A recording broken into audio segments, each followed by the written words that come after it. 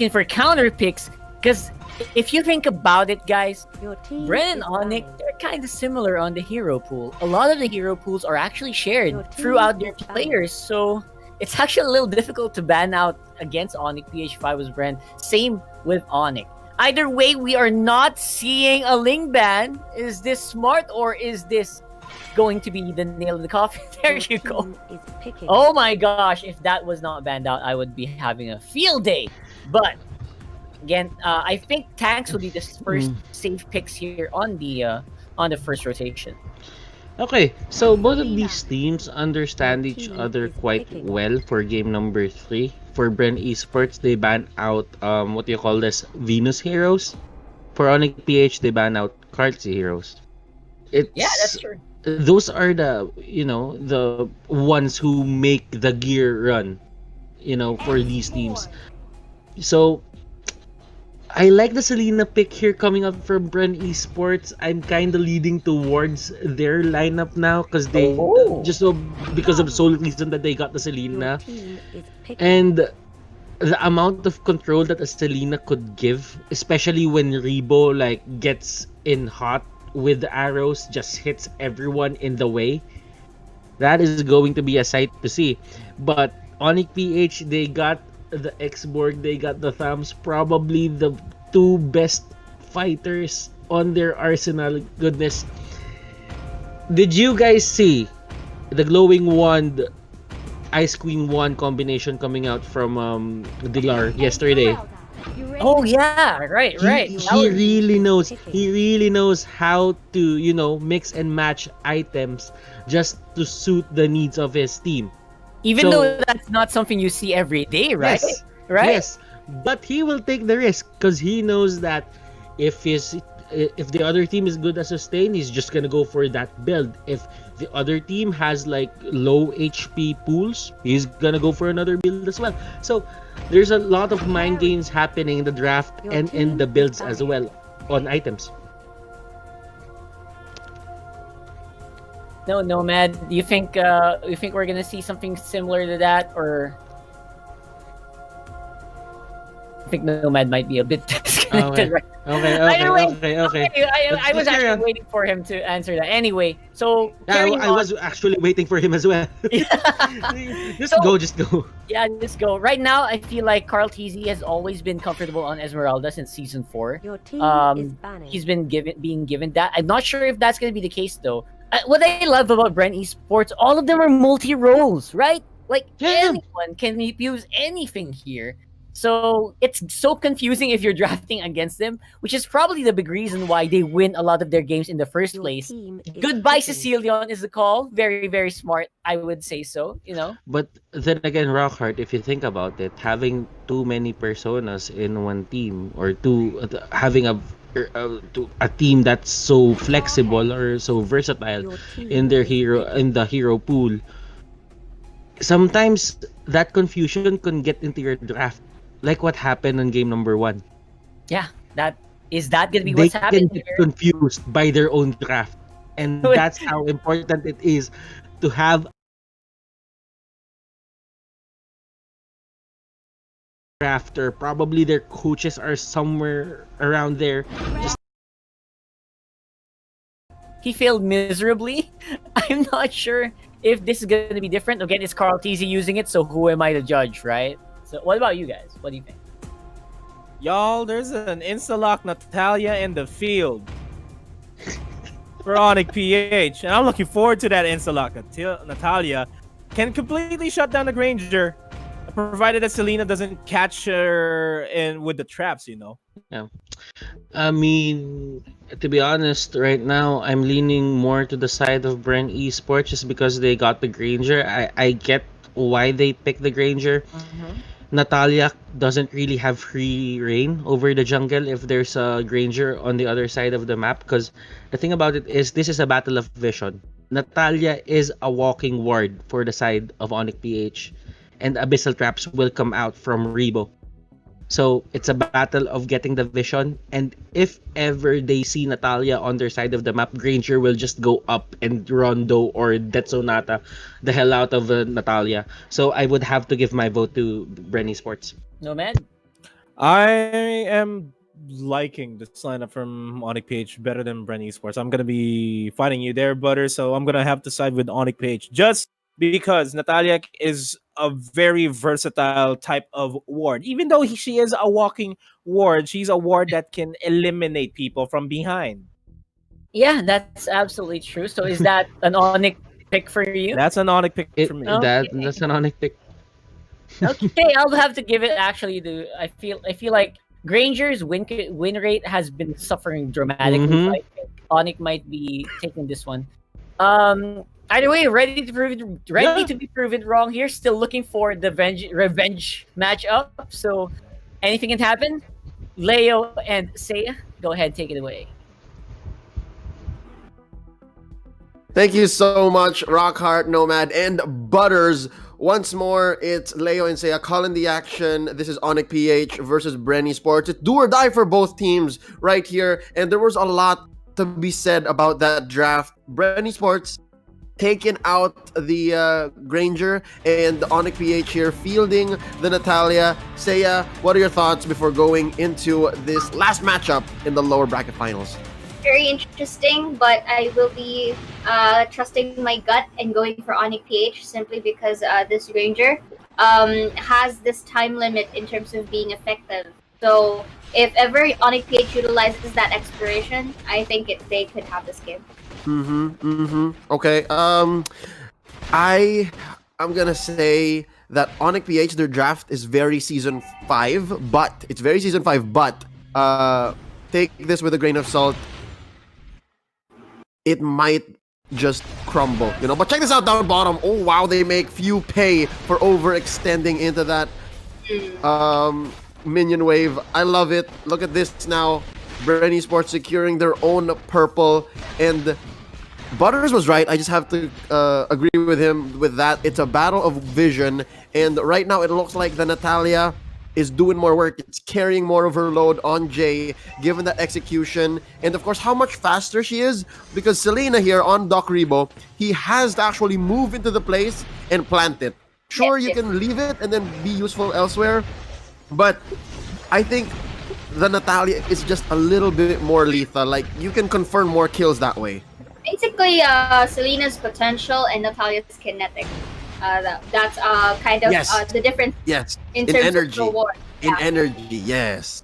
Yes, and so going back right here, this can be both a pro and a con depending on the game style that both of our teams are going to execute right here. But for now, it looks like Venus Ooh. here is being harassed by Coco and Karltizi, which is a beautiful poke striker, and that was good sidestepping to avoid that arrow, because if it hits, that could be a pick off for the side of Bren Esports. And look at this now. Now, nice takeout by on that by- Selena. Yeah. Now Jay looking really low. Gonna force the issue here onto Karltizi. I think it's gonna be worth it. Down goes Jay. Coco survives with just a sliver of health left. And that was a messy trade, but a good one nonetheless for Onic PH as they still stay on top of things. 2-1 here against Bren Esports. Oh, Dilar, nice jump. Just missing that arrow from Rebo by about 6 feet. That's what I think it is on the map. Yes, Leo, I will agree with you on that. And if you notice onto the top side, yes, it was messy, but at the same time, there was a certain amount of time wherein they had to wait. Oh, okay, who's gonna get this? Who's gonna get this? So that I find it a bit interesting there onto the top, but nonetheless, Bren Esports managed to still get their turn earlier. But onto the bottom side, however, Coco was annihilated by, if I'm not mistaken, that was the kill of all my Venus there, or the Toms. But again, still going back, that was a good pick-up for Onic PH, and then will transition themselves to guard the main objectives, which is the turtle. And it looks like Venus again, once more on his modus operandi, just making sure to stay around the river and provide support where it's needed and call the shots. Jay here caught out in the middle of 4 wild charge on there by Lasky. Down he goes. Karltizi gets the kill. Dilar might be up next on the docket, and this is going to be Onic PH retreating just to save their lives. Not going to be able to contest this turtle, not as well as they could have, as Iapnu stays up top. The clear minion waves. Karltizi securing that turtle, and it looks like he gets Dilar. Down he goes. Death Sonata to the face. converting into this crab coin right here and just barely saving their own turret. Beautiful, because I think what went wrong for the side of Natalia right there is because he wasn't able to go into the brush to activate the invisibility kit that he has. Hence, of course, once you spot someone in a very sticky situation, you want to go for that kill, and that's what Bren Esports did. And so far, objective-wise, Carl TZ here doing really good with the pushes, but on to the other side of Last Insanity will be used to harass and shove away the members of Bren, but with the Guardian's Barrier pinned down, the X-Borg and will be the sacrificial lamb. Down goes Venus again. Although it's his first death in the game, I think that could be the beginning of the end if it keeps happening. All right, this is shades of game 2, but nonetheless, I think Venus learned his lesson from game 2 and is now just taking more pickoffs from closer points of their map that is nearer to the top tower and bottom. But they lost the bottom turret. And it looks like Dilar wants to finish the job down there. I think they need to be able to breathe, all right? To let Wise breathe, they need to start clearing turrets as well. Same thing with the Natalia, because if you notice, I think if he wants to transition himself into a different position, he has to make sure that he is invisible, or so that he won't really get spot out, so that Bren Esports won't have a clue that he's in the vicinity. But yeah, like you said, Wise needs some space right here to really compensate for the losses for the first 5 minutes. Oh, sure, it's not that big just yet. But with these skirmishes fights that Bren Esports is, possessing with and getting these kills all through, this could really go haywire. This could stack. This could escalate. Yup, oh look at this Dilar getting bursted down. Gonna be able to call the sickles to get some movement speed, and he's gonna live another day. That was close, Seiya. That was close. Mini heart attack moment there. Really? Because Dilar was super sexy there. It was a very, centimeter away from that arrow of Selena. Yeah. Oh, but look at this now. Nice revenge up top. Coco goes down. Jay and Iaknu tag teaming the big boy upstairs. And right now it looks like Lasty and Carltizi are waiting once more to dismantle X-Borg. That is Venus. But again, he learned from game 2. Gonna keep himself safe. And there you go. The first turret for Onic PH up top. Look at down bottom. It's still not down. Look at that. Yeah, a pinch of hell for that bottom turret there for Bren Esports. But I think that will be beneficial for later, because I think from certain times of this game, it's either the Toms who will be having that another potential split push, if ever so, that Onic PH can drive a fight here onto the top side. But speaking of fights, look at that beautiful checker right there, and Selena will be having that cleanup, but Rebo having a low pitch of health, still safe, but I think Jay will be able to spot a Rebo right here. Will be going for a turret time. Hello. Yes, no, that was a bit too late. A bit of a delay reaction for the side of Natalia right there, but nonetheless, it was still a good job to actually get that kill, because you really want to, deny the Rebo here from scaling through and through, and that death timer is actually, I guess, pretty decent enough. Sure, you take what you can in that situation, but I think it was which one of the lesser evil would you have had? And between diving under turret and dodging death sonatas, Jay did his best. All right, we just say Jay did his best. But right now, man, all first tier turrets have been taken out on the side of Onic PH, and so far so good. I guess it's not over till it's over, because Wise here can still work something out. But Iaknu getting hit right there with a wild charge to the face. Few gets the last touch. Rebo gonna be next. He's still alive though. Don't worry. In comes Onic PH, but they're protecting Selena so well. Down goes Carltizi. Gonna go first. Few as well. Wise gets his first kill, and I think Lasty's gonna be next. That's a double for the carry. 3 for 1, and they're gonna convert into this turtle. What a nice play by Onic PH. I think they're back, but not just yet, but they're back. Yes, this is the exchange for that top team fight right there onto the side of Onic PH. Okay, sure, you are going to get a kill from us, but in exchange, we will be transitioning over to the objective plus 2 kills to boot. And this will be the instant replay of that. We are now seeing that Rebo is a very low pitch of health. Last Insanity is used to actually get and dwindle all the HP of both Esmeralda and Carl Teasy. And like what you mentioned, they are really good at protecting Rebo, but you have to take into consideration that if you don't protect Granger as well, that is going to be very difficult. Because if you don't protect your core damager, that is not gonna give him some time to really go for economy. Yeah. Not just The heroes that he have. But going back to the game here, Leo, I think this is just Bren doing Bren things, and not necessarily Granger really back into our season. But again, any kind of change is good, right? But look at this now, real quick fight happening. Dilar bursting down Carl Teasy, popping the Inferno, saving himself, and there's another kill for Onic PH. Down goes the good doctor, revenge kill on to Venus. That's some delayed damage right there, but few gonna go down. Wise says, get back here and good night.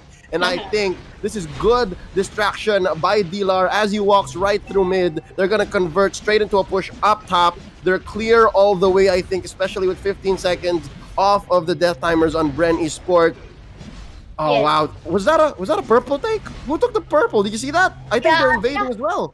Yeah, they are. They are going to invade as well right here. But I wasn't able to see clearly as well. But going back here, Onic PH slowly taking advantage of the map control that they have, stealing resources to and fro. And onto the bottom side, I saw the Natalia and the Thamus together getting that orange buff. So that was also good decision making for the side of Onic PH. And here, it looks kind of pretty well because Wise is now being given the space that initially was lacking into the early phases of our game. Yeah. Remember earlier when we talked about how like the funnel meta is starting to slowly change? I just noticed Bren Esports, I think they're only rocking 2 masks. 2 or 3 masks. It's not a fun lineup at all. So real quick, fight's gonna break out here in the river. Flicker used by Venus. Safe, alright? Bren Esports, you can't use the same trick. You can't try to break down Venus just like that again and again. But look at this. Wise is so far from the pack. Can they contest this? Down goes Rebo. Dilar makes him pay. Cotton Inferno keeping him alive. Venus taken down by few from the back. Falling Star Moon already used up. Dilar gonna bite down onto Coco. Yaknu with the smart missile. Whoa.